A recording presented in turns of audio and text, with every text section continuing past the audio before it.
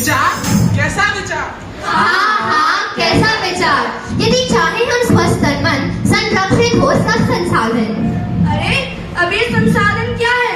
हाँ, संसाधन क्या है? क्या है संसाधन?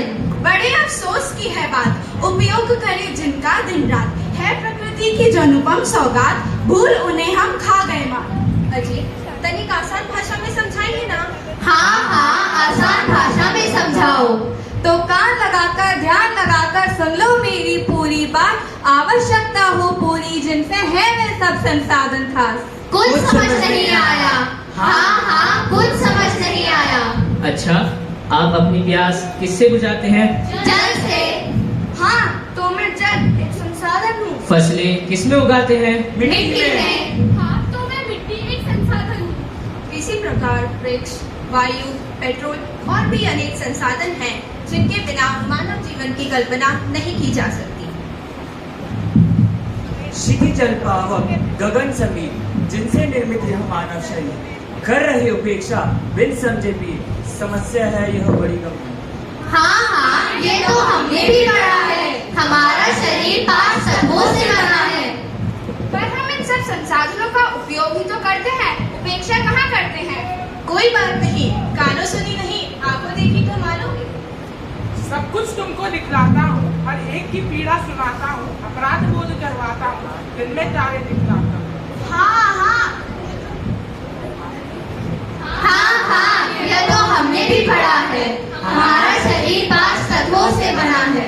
एक कहानी जिसमें राजा है ना रानी, थोड़ी नई थोड़ी पुरानी, पानी की कहानी। हाँ भाई, पानी की कहानी। तो देखो जो दिखलाता हूँ, कुछ समझो जो समझाता हूँ। सृष्टि के आरंभ से ही संपूर्ण ब्रह्मांड में पानी का ही पृथ्वी का ही महत्व क्यों है? क्योंकि जो सबसे महत्व है वह पृथ्वी पर ही तो है, और वह है जल।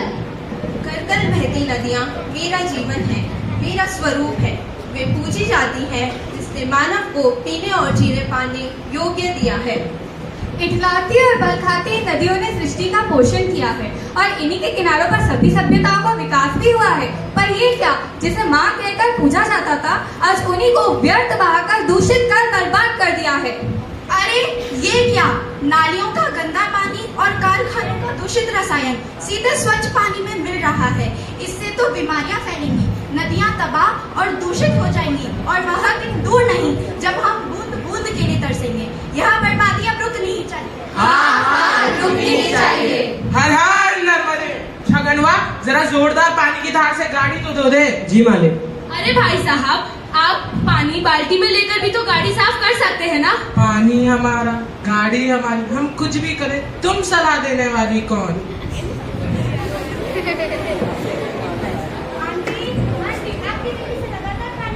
क्यों इतना जोर जोर से चिल्ला रही हो? कोई सारा दिन पानी पे टंकी पे चढ़ के तो नहीं बैठा रह सकता ना। लेकिन आप अलार्म क्यों नहीं लगा रहे थे जिससे आपको पता चले कि टंकी खुल गई है? बस अपने सलाह अपने पास ही रखो, किसी और को जाकर देना। मेरे पास बहुत काम है। यहाँ तो कोई सुनना ही नहीं चाहता, कोई समझना ही नहीं चाहता। बंद करो ये बर्बादी, वरना क्या होगा?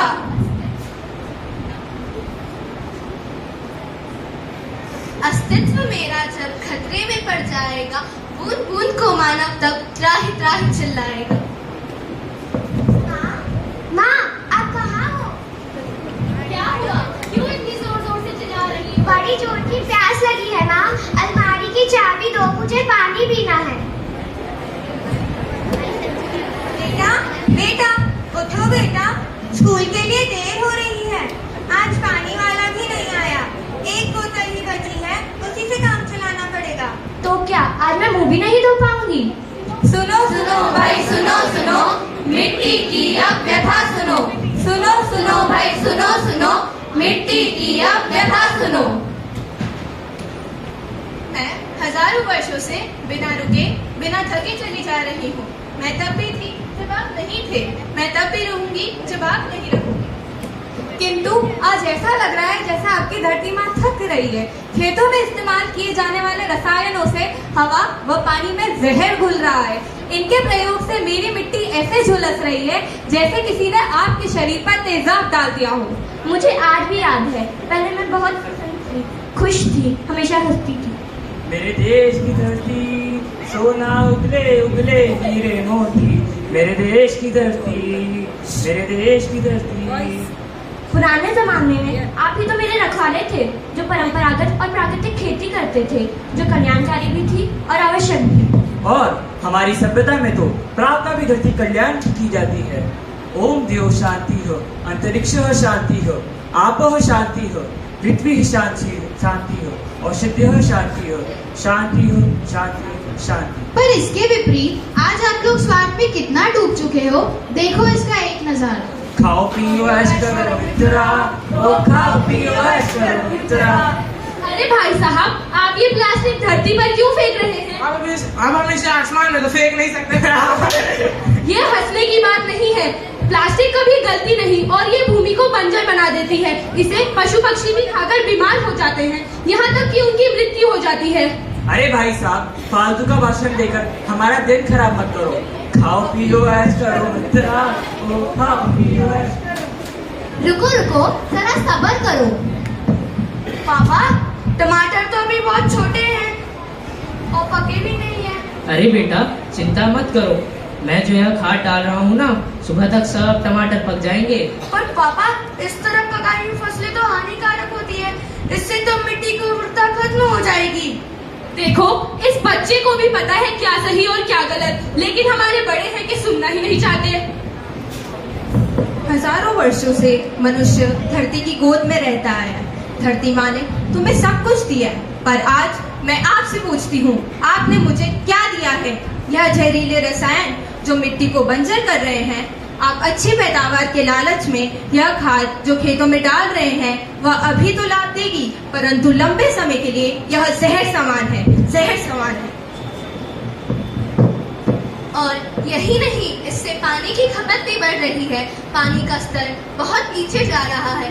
बच्चों, मैंने तुम्हें यह सब संसाधन सुख से जीने के लिए दिए थे, तुम्हारी लालच की पूर्ति के लिए नहीं। अपने बच्चों के भविष्य के साथ खिलवाड़ मत करो, मत करो। मनुष्य का स्वार्थ और पागलपन यही खत्म नहीं होता। तो क्या अभी कुछ और भी बाकी है? मेरी भी तो यही कहानी है। कौन दिशा में लेके चला रे बटू? पापा, अभी और कितनी दूर चलना है? हम गाड़ी से क्यों नहीं चलते? बेटा थोड़ी दूर ही तो जाना है, फिर ईंधन क्यों बर्बाद करना? वैसे भी पैदल चलना स्वास्थ्य के लिए लाभदायक होता है, साथ ही सफर भी जल्दी करना। हाँ पापा, कट जाएगा सफर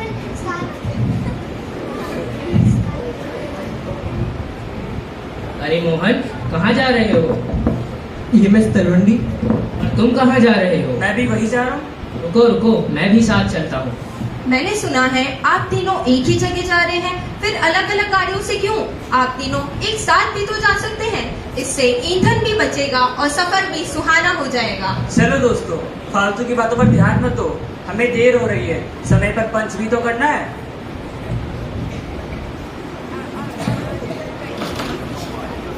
अरे, आप तीनों कहाँ जा रहे हैं? वही ये मैं तलवंडी। आप लोग साइकिल से जाएंगे?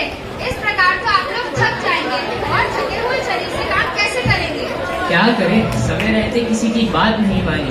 अब पेट्रोल खत्म हो गया है, गाड़ियाँ घर पर सूखी पड़ी है। अब पछताए हो क्या जब चिड़िया चुके थे। सुनो सुनो भाई, सुनो सुनो, मेरी भी अब व्यथा सुनो। जीवन दाता मुझ पर भी तो दिन रात के कटरा प्रहार सुनो। सुनो सुनो भाई, सुनो सुनो, मेरी भी अब व्यथा सुनो। अरे वाह, चारों तरफ कितनी हरियाली, वन उपवन और शुद्ध हवा का संचार करते उन्नत पेड़ खड़े हैं। इस शांत और सुरम्य वातावरण में मन की सारी चिंताएं दूर हो जाती हैं और शरीर में ताजगी आ जाती है। इस शांत व हरे भरे क्षेत्रों से भरे गुरुकुल में बच्चे ज्ञान प्राप्त करते हैं और पशु पक्षी प्रसन्न होकर विचरण करते हैं। पर ये क्या? अरे रमेश, कल मजदूर लाकर ये सारे पेड़ कटवा देना, बड़ी मौके की जगह है, यहाँ कारखाना बनेगा तो करोड़ों कमाएंगे। साहब, अगर ये हरे भरे पेड़ कट जाएंगे तो हमें शुद्ध हवा, फल, औषधि और यहाँ तक कि प्राणवायु ऑक्सीजन भी नहीं मिलेगी। ज्यादा होशियार मत बन, 2-4 पेड़ कट जाने से हम मर नहीं जाएंगे। रामू काका, ये सागवान के पेड़ है ना? हाँ बेटा। काका, इन पेड़ों की लकड़ी से ही मुझे अपने घर के सजावटी सामान बनवाने हैं। नहीं बेटा, इन पेड़ों को मत कटवाना, यही तो हमारा जीवन है। इनके बिना हमारे जीवन की कल्पना भी नहीं की जा सकती। काका, आप मुझसे बड़े हैं, मैं आपकी इज्जत करती हूँ, लेकिन मेरा फैसला अटल है, सामान तो इन्हीं से ही बनेगा। मान जाओ बेटी, वरना पछताओगी। मुझे सांस लेने में तकलीफ हो रही है, धूप भी बहुत है और आसपास कोई पेड़ भी नहीं है। घबराओ मत बेटी, तुम ठीक हो जाओगी। ऐसा लग रहा है जैसे मेरी सांसों में जहर घुल रहा है। घबराओ मत, तुम ठीक हो मुझे जाओगी। बचा लो माँ, मुझे बचा लो।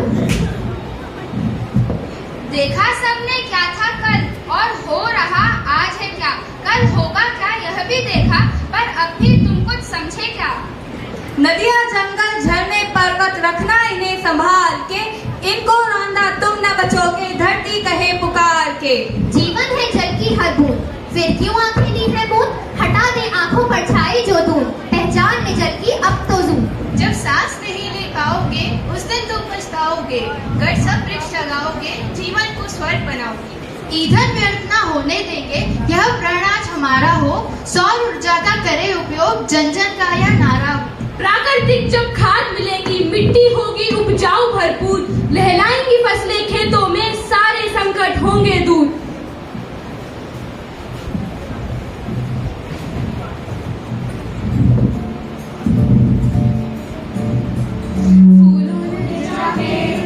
बूंदों से पूछा, बूंदों ने जाके मिट्टी से पूछा, हम कहाँ रहेंगे, हम कैसे जिएंगे, हम कहाँ रहेंगे, हम कैसे जिएंगे। आज हम सब आपके सामने एक सवाल रखना चाहते हैं कि क्या इन संसाधनों के अभाव में हम अपने उज्जवल भविष्य के बारे में कल्पना भी कर सकते हैं? सोचिएगा जरूर। धन्यवाद।